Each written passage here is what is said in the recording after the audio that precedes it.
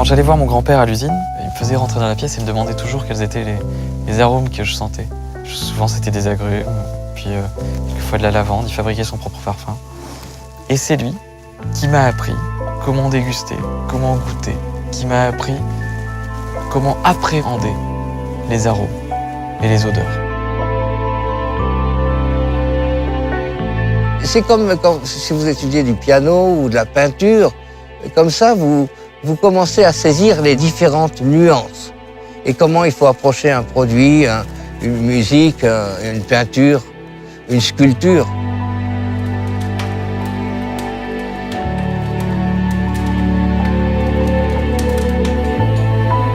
Un de mes chefs préférés, c'est Michel Guérard. Et pour moi, c'est le pape de la cuisine. Sachant allier la cuisine traditionnelle avec un nouveau type de cuisine, une cuisine légère, une cuisine aérienne.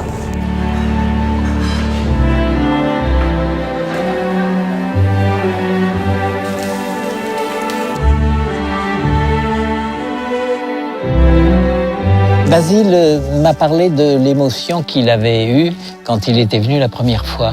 Alors ça, bien sûr, c'est touchant et fort. On imagine sa sensibilité, on imagine sa passion pour les molles et belles choses.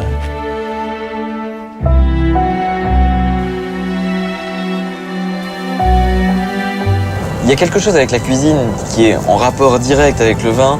C'est un grand cuisinier, il a le respect du produit. Et un grand vigneron, un grand viticulteur, il a le respect du produit.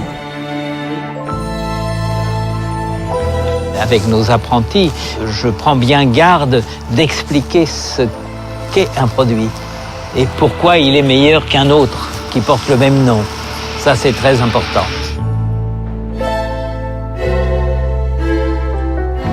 On parle de l'association mets et vins, ce que les Anglais appellent le food pairing, qui est marier un aliment avec un autre.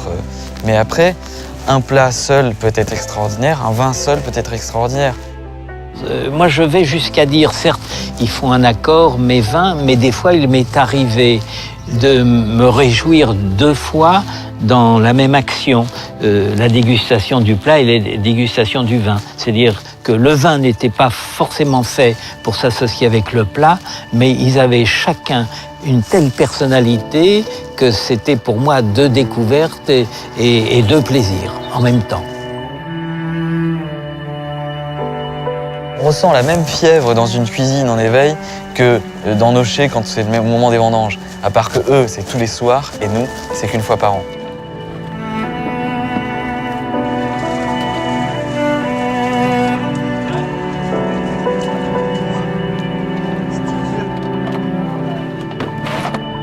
On commence à 7 h du matin et puis on s'arrête plus jusqu'à 22 h.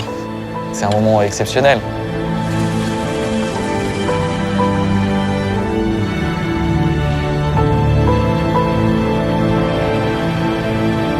Un coup de feu, c'est le départ de Formule 1.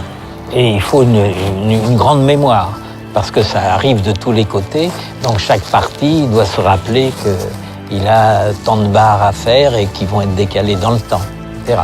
Ça, il faut une vivacité d'esprit très grande, mais en même temps, une obligation de résultats qualitatifs. Il y a eu 3 moments importants dans ma vie. La rencontre avec ma femme, la naissance de mes fils et une recette avec Michel Guérard. Dans ma liste de choses à faire avant de mourir, ça c'est fait.